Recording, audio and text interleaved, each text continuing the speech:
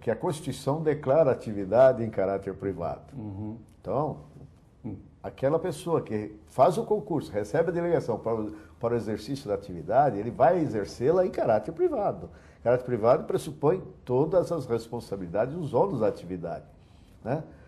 E a União declarou a gratuidade e não disse quem pagaria a conta. Então nós tivemos problemas seríssimos no Brasil afora, no estado de São Paulo mesmo afora.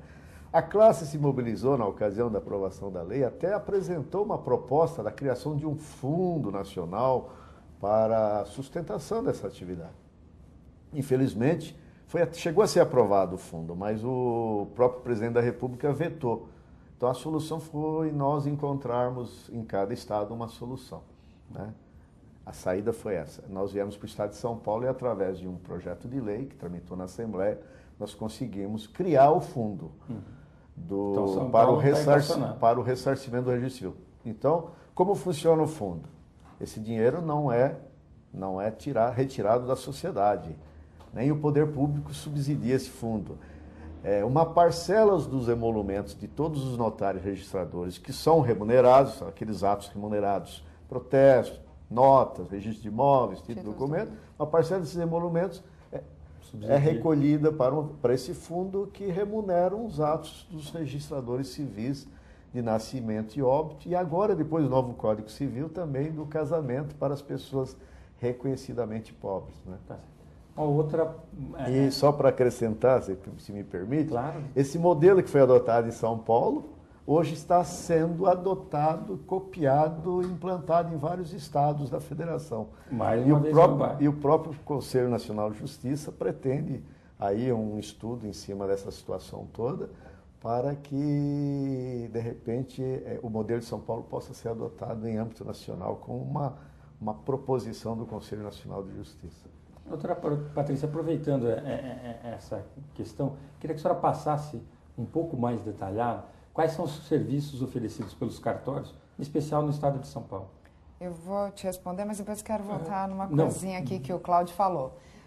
No estado de São Paulo nós temos o serviço de registro de imóveis, que concentra todas as transações imobiliárias relativas aos imóveis por circunscrições territoriais, circunscrições imobiliárias, os serviços dos tabelionatos de notas, que são os formalizadores dos negócios jurídicos, os registros de títulos e documentos, que se prestam à constituição de determinados direitos próprios de títulos e documentos, e ainda um sem número de atividades de várias naturezas, né?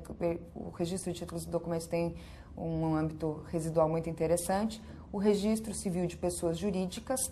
É importante que as pessoas saibam que as empresas, que são as sociedades que são consideradas como simples, são registradas no Registro Civil de Pessoas Jurídicas, né? Se você abrir uma sociedade simples, você consegue o registro dela em 24 horas no Registro Civil de Pessoas Jurídicas.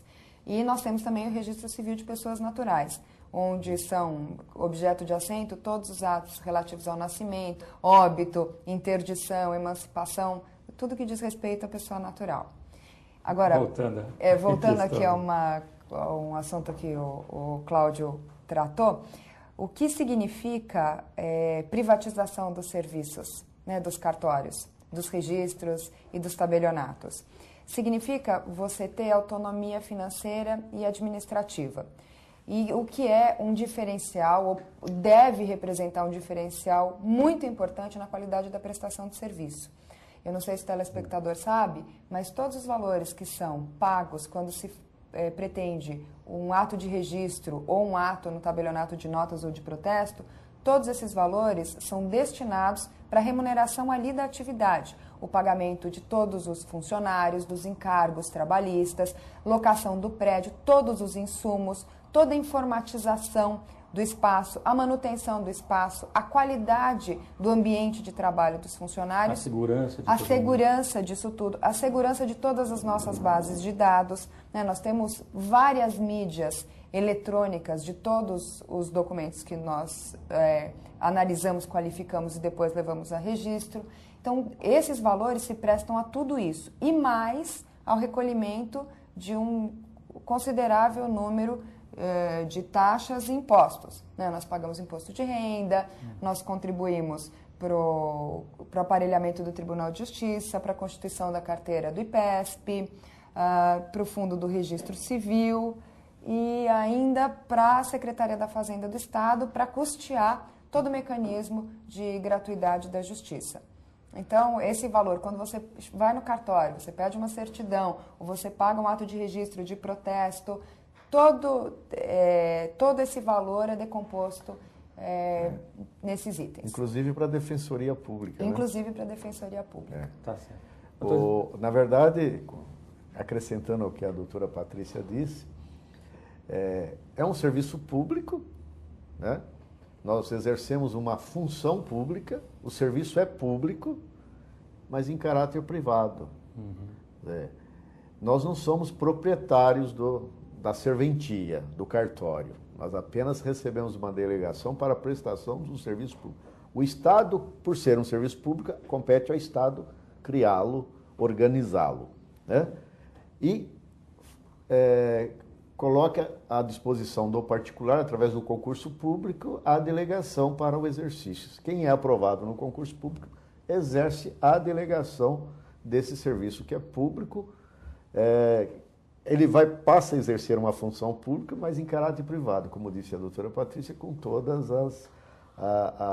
as ingerências e todos exatamente pertinentes ao exercício em caráter privado. Além do mais, de todas essas contribuições que os emolumentos acabam acarretando, né, pela prática dos atos, o notário e o registrador ainda recolhe imposto de renda para o Fisco Federal como pessoa física. O cartório não é considerado pessoa jurídica para fins de tributação de imposto de renda. E dentro do regulamentado pelo Carnê-Leão, né, que chega até a alíquota de 27,5%, dependendo do tamanho da serventia, da produtividade da serventia, do resultado líquido que o notário ou o registrador vem a oferir no final do mês. Então, tá certo. De licença para os senhores, nós vamos para um rápido intervalo e já voltamos. Estamos de volta com Frente a Frente com a Justiça, nessa oportunidade, entendendo um pouco mais da atividade notarial e registral. Para isso, estamos com a doutora Patrícia e com o doutor Cláudio. Doutora Patrícia, uma atividade nova, recente para os cartórios, que foi delegada também aos cartórios, foi separação, divórcio e também os inventários serem processados em cartório, é óbvio que atendendo alguns regramentos, requisitos, né? Isso então deixou o judiciário e foi delegado ao cartório. Alguns especialistas afirmavam que isso ia representar um grande salto para morosidade, para diminuir a morosidade do judiciário. Queria saber da senhora se isso se concretizou, se isso realmente ocorreu nos cartórios e que a senhora falasse um pouquinho mais disso sendo processado nos cartórios.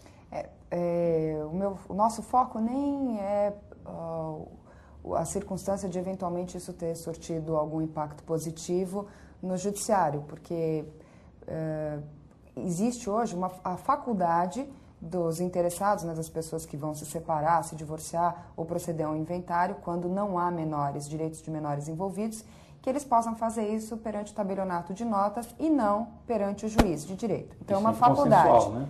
É por isso que se diz que é consensual. Não há litígio, não há direito de menores envolvidos, então você pode se dirigir ao tabelionato de notas para resolver essas questões da sua vida.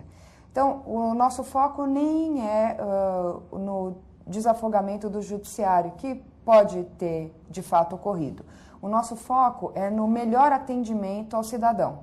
O que nós podemos perceber é que a população está extremamente satisfeita com os serviços que estão sendo prestados, porque desde o momento em que o cidadão se dirige ao tabelionato de notas para ser orientado, verificar qual a documentação que ele precisa apresentar para proceder ali a sua separação,